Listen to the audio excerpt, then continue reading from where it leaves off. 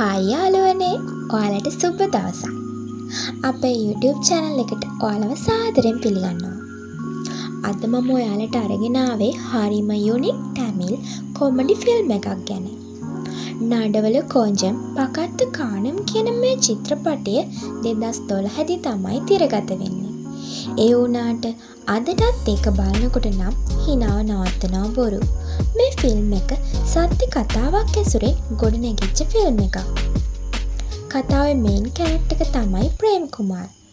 මෙයා ගොඩක් සරල සොෆ්ට් චරිතයක්. ප්‍රේම්ගේ හොඳම යාළුවෝ 3 දෙනෙක් ඉන්නවා. බග්ස්, සාරස් සහ බලාජි.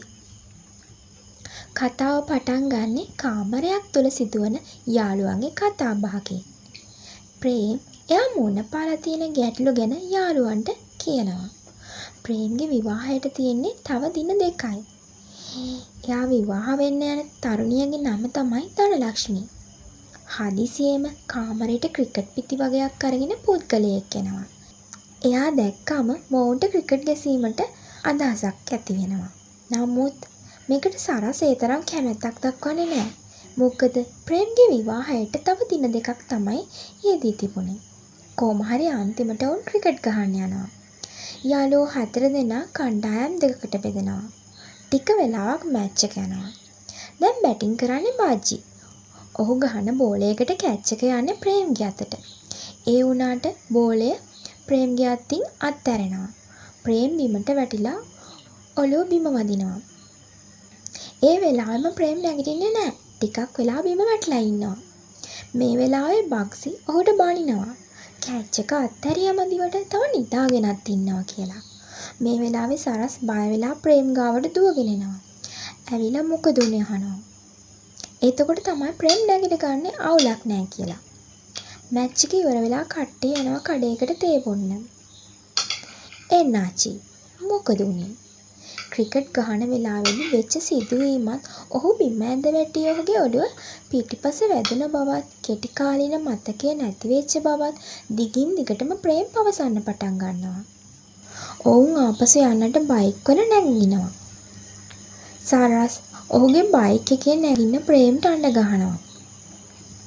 එතකොට ප්‍රේම් එයාගෙන් අහනවා කෝ එයාගේ බයික් එක කියලා. ඇත්තටම මේ වෙනකොට ප්‍රේම්ගේ බයික් එක නැති වෙලායි තිබ්බේ. ප්‍රේම්ට ඒ බවවත් මතක නැහැ.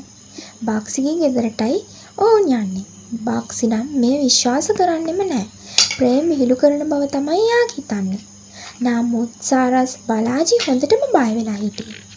හැබැයි එක දිගටම එකම වචන ටික කියන්න ගත්තාම බක්සිත් බය වෙනවා. ප්‍රේම්ට එයාගේ වෙඩින් එකවත් මතක තිබ්බේ නැහැ. මේ වෙලාවේ බක්සි අහනවා එයාට දනාව මතකද දන්නේ නැහැ කියලා. බාජි ඔහුගේ වෙඩින් කාඩ් එකත් ප්‍රේම්ට පෙන්නනවා. මේක දැකලා ප්‍රේම් කියනවා මනමාලයාගේ නමට තියෙන්නේ මගේ නමනේ කියලා. ගෑන් ළමයාගේ නම ධනලක්ෂ්මී. හොඳ දෙමළ නමක් නේද කියනවා. වතුර බීපු එක බාත්රූම් එකට ගියපු එක ඒ දේවල් පවා අමතක වෙනවා. එක ළඟ නැවතත් වතුර ඉල්ලනවා. බාත්රූම් එකට යනවා. බක්සි කේන්ති අර ගන්නවා. මෙයා රඟපානවා කියලා තමයි බක්සි හිතන්නේ. සරස් නම් හොඳටම බය වෙලා. යාළුවෝ කට්ටිය එකතු වෙලා ඔහු ડોක්ටර් කෙනෙක් ගාවට අරගෙන යනවා. මේ වෙලාවේ බක්සිගේ බයික් එකේ තමයි ප්‍රේම් යන්නේ. ටික වෙලාවක් ගිහිල්ලා බක්සි බයික් එක කඩයක් ගාව නතර කරනවා. ඒ වෙලාවේ අනිත් යාළුවෝ දෙන්නත් එතනින් නතර කරලා මොකද උනේ අහනවා.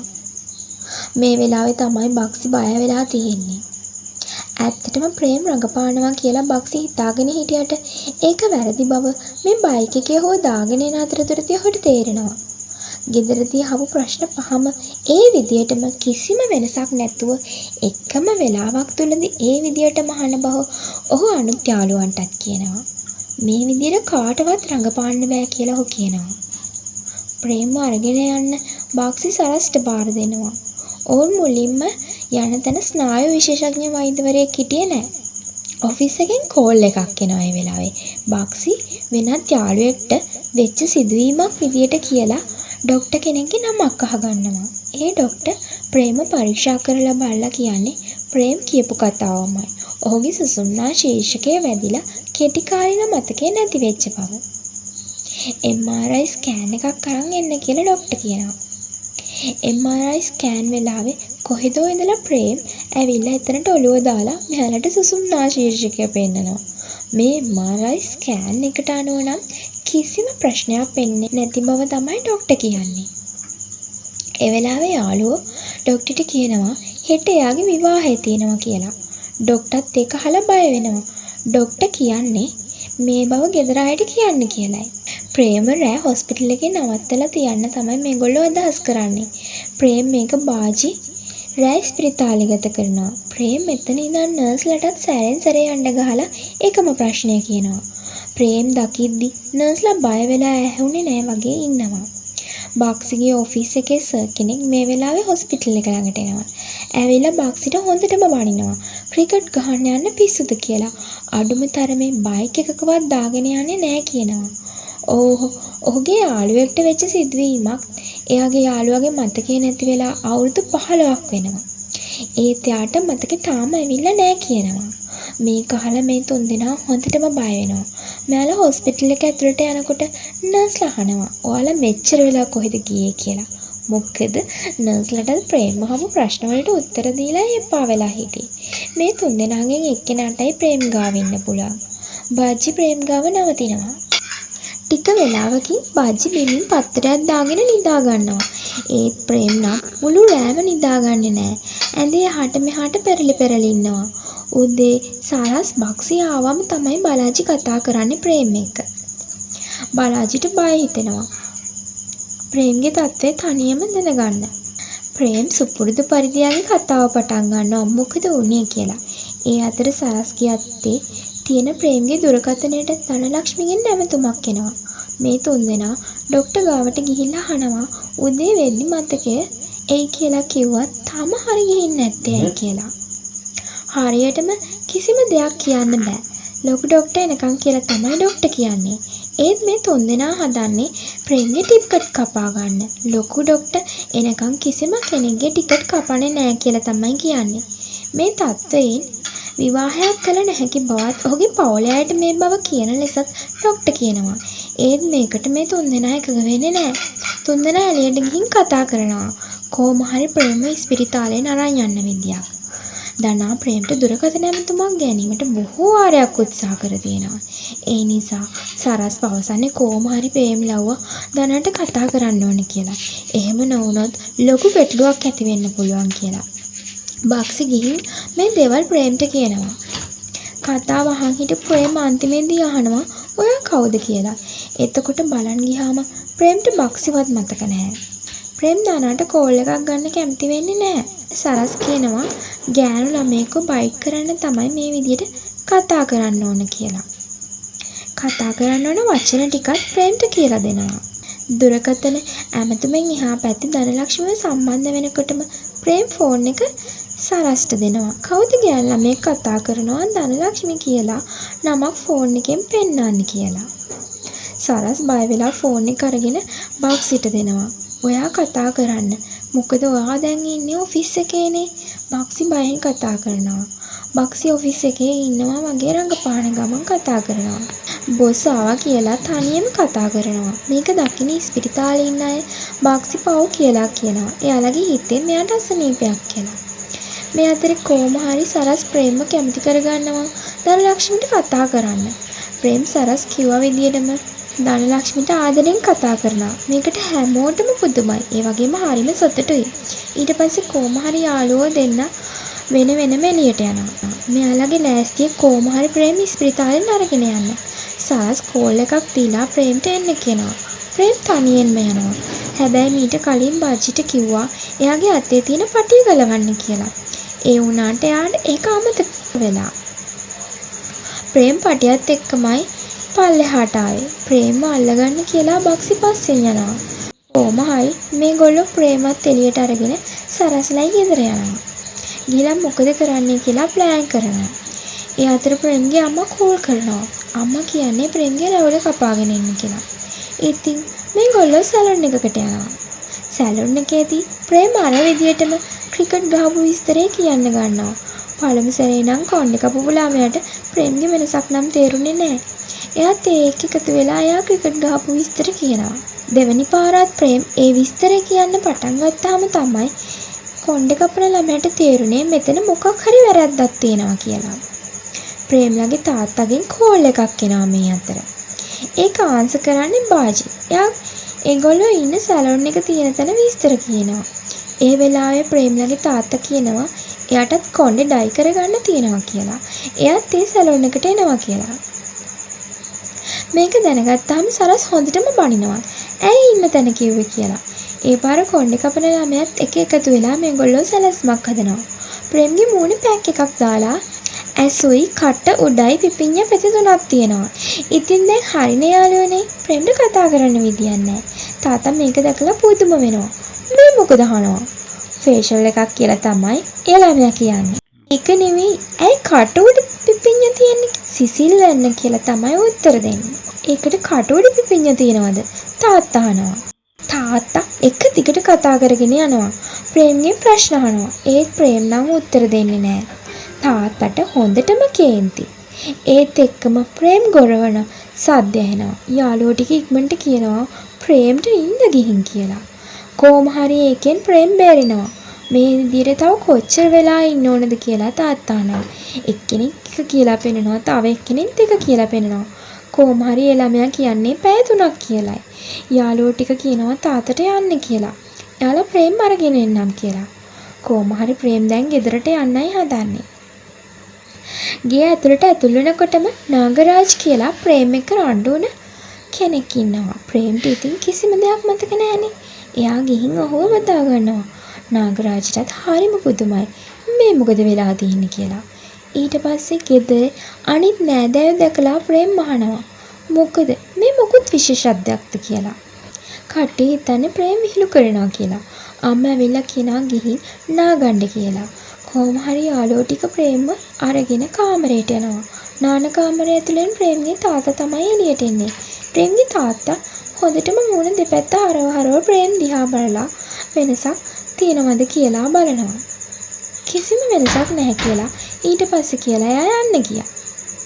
නාන්න කියලා ප්‍රේම ඇතුළට දාලා යාළුවෝ එළියෙම දොර වහනවා. ටික වෙලාවකින් ප්‍රේම් නාන කාමරේ දොරට ගහනවා ඇහෙනවා. ඒත් එක්කම කාමරේ දොරටත් කවුරුන් හරි තට්ටු කරනවා. කාමරේ දොර ඇරිය ගමන් ප්‍රේම්ගේ නෑදෑයෝ දෙන්නෙක් ඇතුළට එනවා. මොකද මේ දොරත් වහගෙන කියලා අහගෙන. ඒත් එක්කම ප්‍රේම් නාන කාමරේ දොරට තඩි බානවා. අහගෙන ඉඳලා ඒ දෙන්නත් පුදුමෙන් බලාගෙන ඉන්නවා.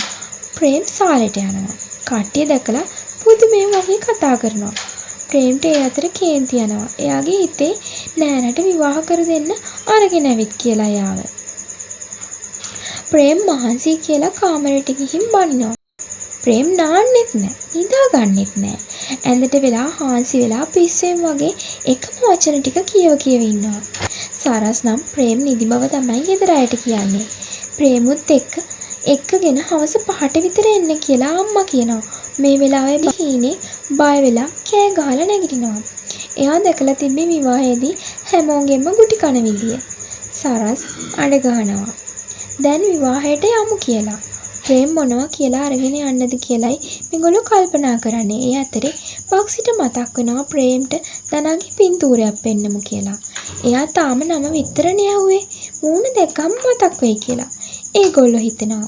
ඒත් හැමතැනම හෙව්වත් දනාගේ පින්තූරයක් නම් හොයාගන්න හම්බ වෙන්නේ නැහැ. උත්සව වෙලාවේදී දනාව දැක්කාම ප්‍රේම්ට දනාව මතක් වෙයි කියලාමයි බක්සි කියන්නේ. කොහොම හරි සරස් ප්‍රේම අරගෙන යන්නේ බජ්ජිගේ විවාහයට සහභාගී වෙන්න තියනවා කියලයි.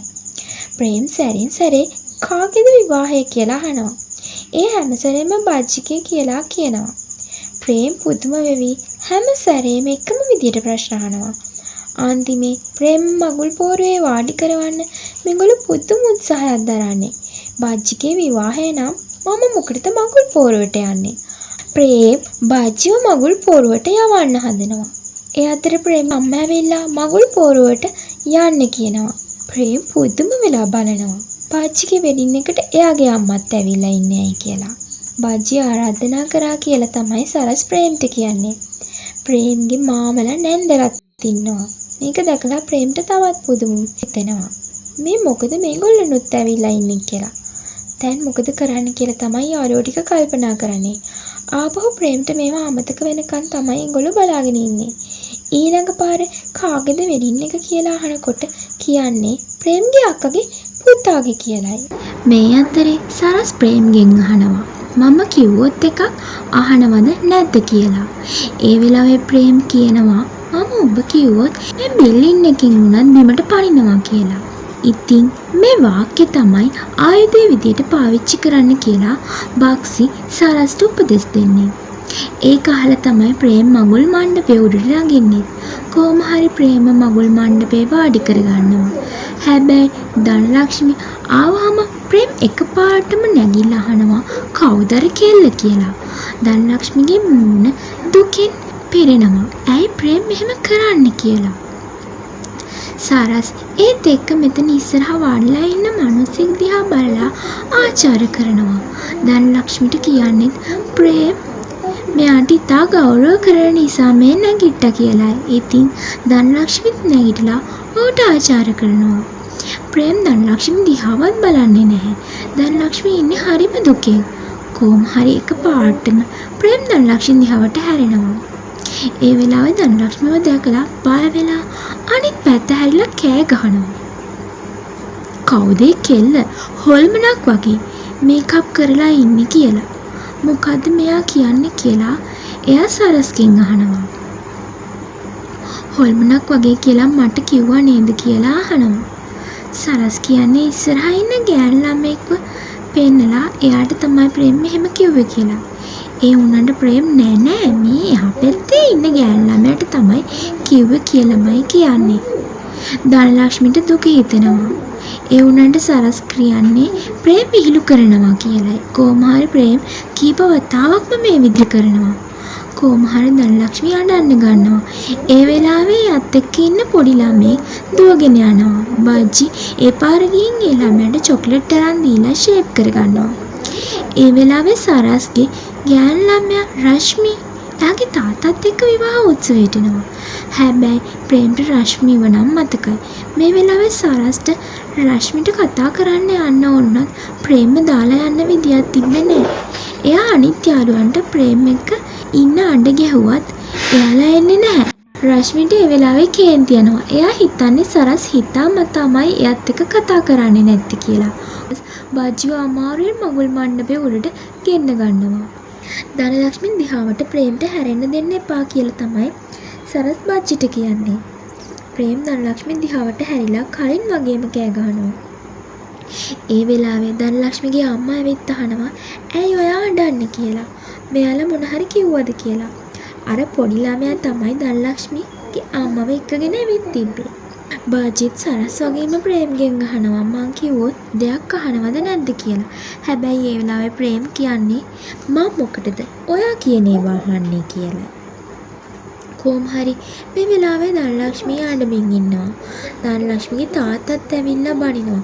මොකද්ද මේ කරන්නේ? දැම්මම එහෙම මේ ළමයාව අඬවනවද කියලා. සරස් මේ වෙලාවේ ප්‍රේම් ගාවට එනවා. සරස් ප්‍රේම්ට කියලා ධනලක්ෂ්මිට මෙහෙම කියනවා. මම ඔයාට විහිළුවක් කරේ. ඔයාද හරිම ලස්සනයි. සුරංගනාවියක් වගේ කියලා. කොහොම හරි ඒ වෙලාවේ මේ මොන පිස්සුවක්ද කියලා තාත්තා බැනලා යනවා. ඒ ප්‍රශ්නෙත් කොහොම හරි මේගොල්ලෝ ෂේප් කරගන්නවා. කොහොම හරි මේ වෙලාවේ සතිෂ් කෙනෙක් එනවා. එයාගේ විවාහය කියලානේ ප්‍රේම් හිතාගෙන ඉන්නේ. ඉතින් සතිෂ් ආවම ප්‍රේම් එයාව ධනලක්ෂ්මි අය අතරින් තියාගන්න උත්සාහ කරනවා. කොහොම හරි සතිෂ් ප්‍රේම් මග ඇරලා බිමට බහිනවා. කොහොම හරි එදා දවසේ වැඩ කටයුතු ටික එහෙම ෂේප් කරගන්න පුළුවන් වෙනවා.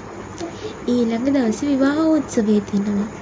එදාවත් මතකයේ කියලා බලන් හිටියත් ඒත් හරියන්නේ සරස් මේ පාර නම් කොච්චර කිව්වත් ප්‍රේම් මහාන පාටක් නෑ වගේ. දන්න නැති කෙල්ලෙක්ව බඳින්න බෑ කියලාමයි කියන්නේ. අනික ඒ ගෑනු ළමයාත් පව් කියලා කියනවා. අනික ඉස්කෝලේ යන කාලේ ආදරය කරපු සහිර කියලා ගෑනු ළමයෙක්ව මතක් වෙනවා කියලා කියනවා. සරස්ට නම් හොඳටම දාඩිය දානවා මේ කතාවට. තැල්ල බඳින්න කියලා පූජකතුමා ප්‍රේම්ට ලබා දුන්නත් ප්‍රේම් තැල්ල අතටවත් ගන්නේ නෑ. මේ වෙලාවේ පූජකතුමා ළඟට ගිහින් බක්සි පූජකතුමාව කකුලෙන් තල්ලු කරනවා. පුච්චක තුමාව වැටෙනවත් එක්කම ගිනි මැලෙන් තුමාරයක් එනවා. බලනකොට ධනලක්ෂ්මිගේ කරේ මංගල තැල්ල වැදිලා තියෙනවා. හැමෝටම පුදුමයි කවුද මේක බැන්දේ කියලා. ප්‍රේම් මේක බැඳපු බව නම් කවුරුවත් විශ්වාස කරන්නේ නැහැ. ඒත් සරස් ප්‍රේම් ළඟින් වාඩි වුණාම ප්‍රේම් කියනවා ඔයා කියනවා නම් මම මේ බිල්ඩින් එකෙන් වුණත් පැනලා මදි. නොදන්නු ගෑන් ළමයෙකු වුණත් මම කසාද බඳින්න ලෑස්තියි කියලා. මේ වෙලාවේ සරස්ගේ ඇස් දෙකිනුත් කඳුළු වෙනවා. කොහොම හරි වෙඩින් එක ඉවර වෙලා කට්ටිය කෑම කනවා. මේ වෙලාවේ ධනලක්ෂ්මි කොච්චර කතා කරත් ප්‍රේම් උත්තර දෙන්නේ නම් නැහැ. ඒ වෙලාවේ බජ්ජියේ දේවල් මග ඇරෙන්න නැගිටලා පොඩි රඟපෑමක් කරනවා. කොහොම හරි කෑම කාලා අන්තිමේදී ප්‍රේම්ට අසනීප වෙනවා. ආහාර විෂවීමක් කියලා තමයි කියන්නේ. කොහොම හරි යාළුවෝ ටික ආයේ ප්‍රේම්ව අරගෙන හොස්පිටල් එකට යනවා. ડોක්ටර් මේගොල්ලන්ට හොඳටම බනිනවා. ඇයි කියන්නේ නැතුව ලෙඩව අරගෙන ගියේ කියලා. ප්‍රේම්ගේ විවාහය සිදු වූ බව දැනගත්තාම ડોක්ටර්ටත් පුදුමයි. කොහොම හරි ප්‍රේම්ට නිදිපෙති දීලා නිදි කරනවා. එයා දවස් 2-3කින් හරියට නිදාගෙන නැති නිසාලු එයාට වමනේ ගිහින් තියෙන්නේ. සමහර විට නිදාගෙන නැගිට්ටාම හරියයි කියලා තමයි ડોක්ටර් කිව්වේ. ප්‍රේම් නිදාගෙන නැගිටලා කතා කළේ සුපුරුදු දෙබස් ටිකමයි.